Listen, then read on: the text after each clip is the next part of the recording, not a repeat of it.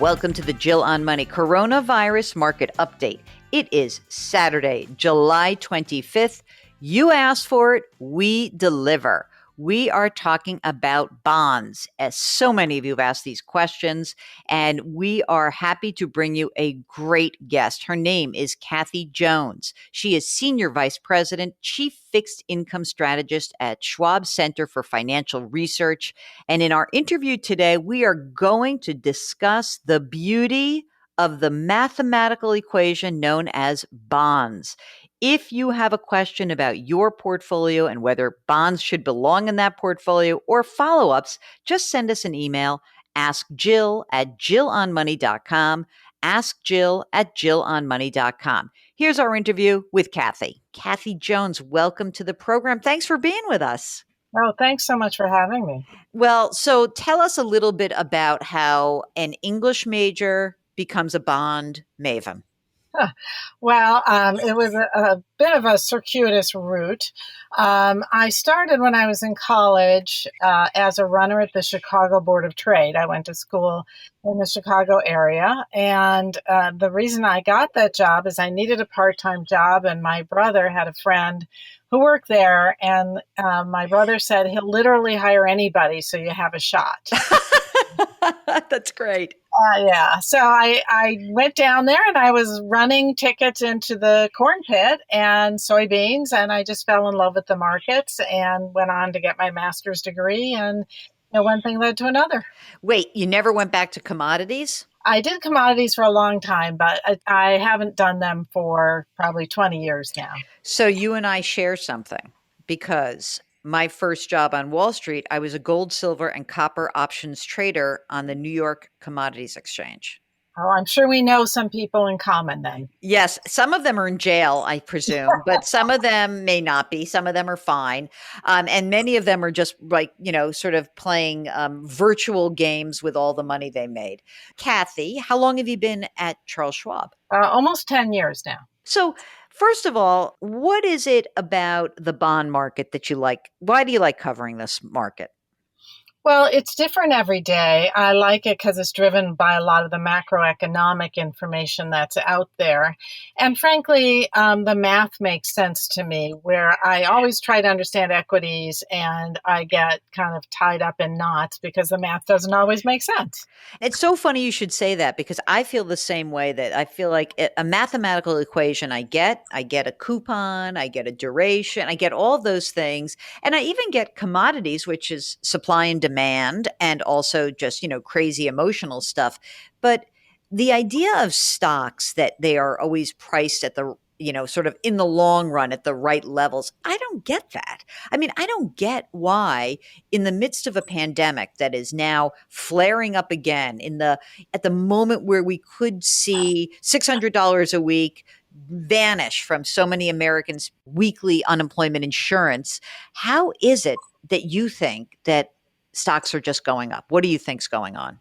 Well, it seems to be the idea that the people in the equity world like to look farther out, I suppose, and they're making the assumption that we get the pandemic under control, go back to normal, and everything will be fine, or that they've identified the handful of stocks that are going to come out of this having benefited. But this is why I don't do equities, because I just don't get it. I love that you say that. I say the same thing. I keep saying every time someone says to me, what's going on? I say, I don't know. And the people at CBS will even say to me, like, can you file a report on the stock market today? What do you want me to say? More people were buying than selling. That's about as good as it gets. So now talk to us a little bit about fixed income. Right now, what we know is interest rates are at 0%. So bond yields drop down, and that means prices are up. So why should bonds remain part of an investment portfolio or a retirement account? There's a couple of reasons that we typically suggest people hold bonds irrespective of the yield. So one is for diversification from stocks. So most people will have an allocation to equities. That's for the growth long-term in the portfolio, but that comes with a lot of volatility. Bonds typically have much lower volatility, especially things like treasuries and investment grade municipal bonds and investment grade corporate bonds, because there's a lot less risk of default or capital loss. And so you get that diversification. So earlier this year, when the stock market went down, the bond market went up. And so if you have a portfolio that's balanced, you're getting a big reduction in volatility. And you're also getting something if you go to rebalance, maybe your bonds have gone up as your stocks have gone down. You rebalance, you're actually able to sell high and buy low. So diversification is a big part of it. Income's another part. Bonds deliver income, and all income is positive. So if you hold to maturity and there's no default, capital preservation and income are there for you. And then finally, there's a planning aspect to bonds. Again, bonds that don't default, the higher quality bonds, typically will deliver coupon income on a regular schedule, and when you get your principal back. And that's great if you're trying to plan out cash flows over the years.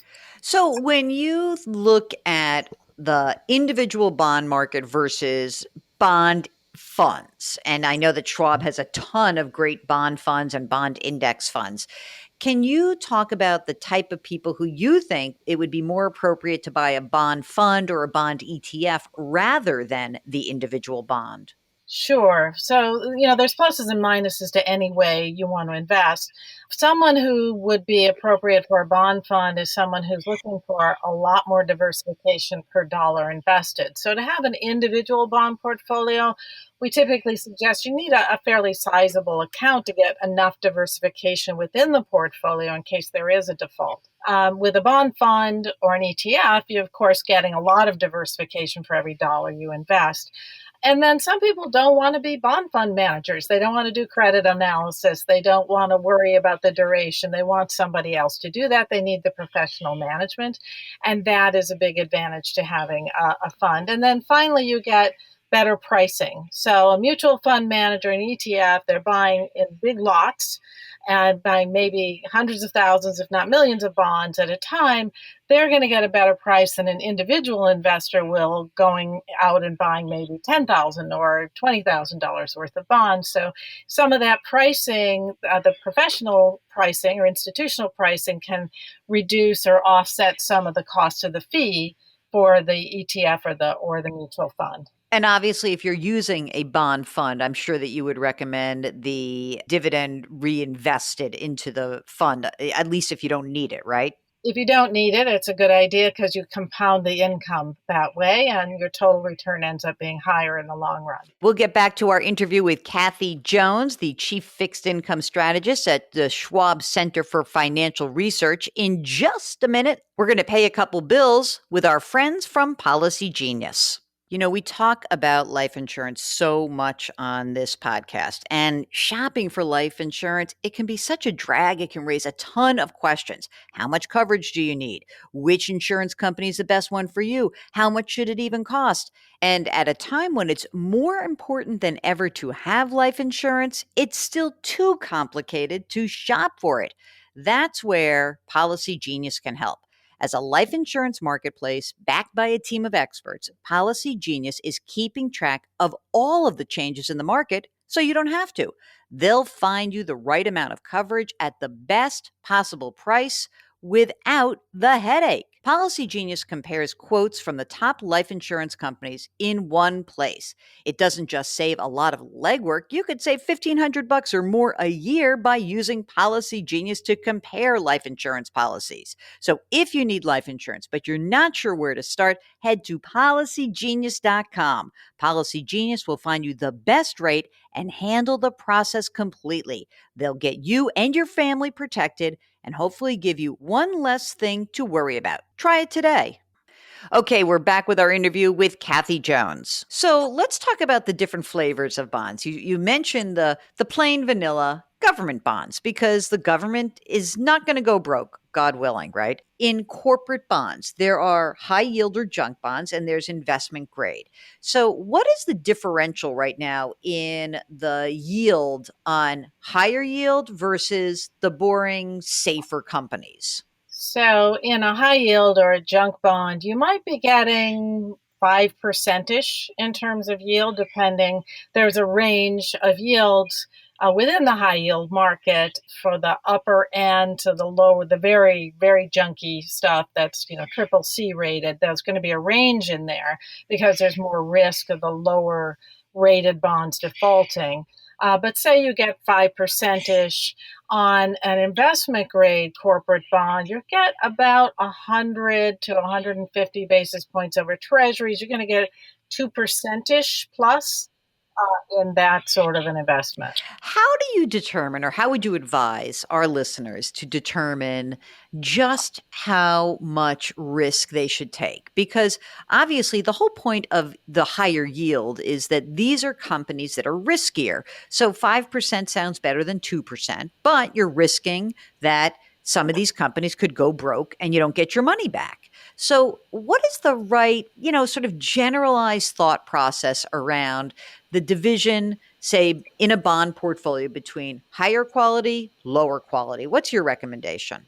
Well, right now, our recommendation is to stay higher quality.